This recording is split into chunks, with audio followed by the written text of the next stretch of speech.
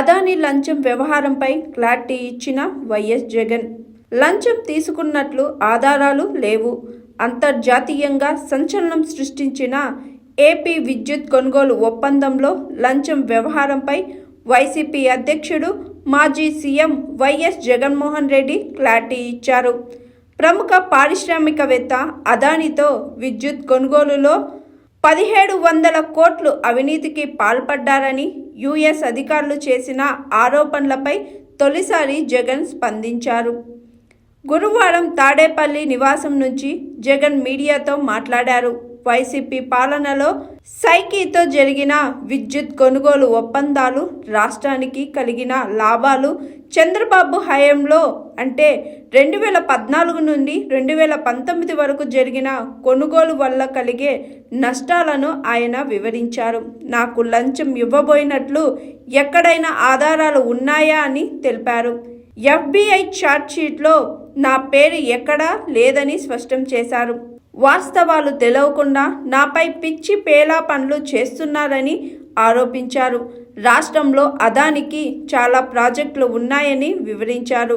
2021లో కేంద్ర ప్రభుత్వం ఆదేశాలతో సైకీతో 9000 మెగావాట్ల సోలార్ విద్యుత్ కొనుగోలుకు చర్చలు జరిగాయని వివరించారు. యూనిట్కు 2.49 పైసలకు సైకీతో 25 సంవత్సరాలకు ఒప్పందం జరిగిందని అన్నారు. అంతకుముందు 5.10 పైసలకు కొన్న విద్యుత్ను తాము 2.49 పైసలకు కొనుగోలు చేశామని తెలిపారు. దీంతో పాటు ఇంటర్ స్టేట్ ట్రాన్స్మిషన్ ఛార్జెస్ కింద కేంద్రం ప్రత్యేక ప్రోత్సాహాలు ఇచ్చామని సైకీ ఆఫర్ ఇచ్చిందని పేర్కొన్నారు. ఈ ఒప్పందం వల్ల 1,00,000 కోట్ల రూపాయల ఆదాయం జరిగితే ఎవరైనా వద్దంటారా అని ప్రశ్నించారు. 1,00,000 కోట్లు ఆదా చేయడం సంపద సృష్టి కాదా అని అన్నారు వైఎస్ జగన్. సైకీ ఒప్పందం చారిత్రక నిర్ణయమని తెలిపారు.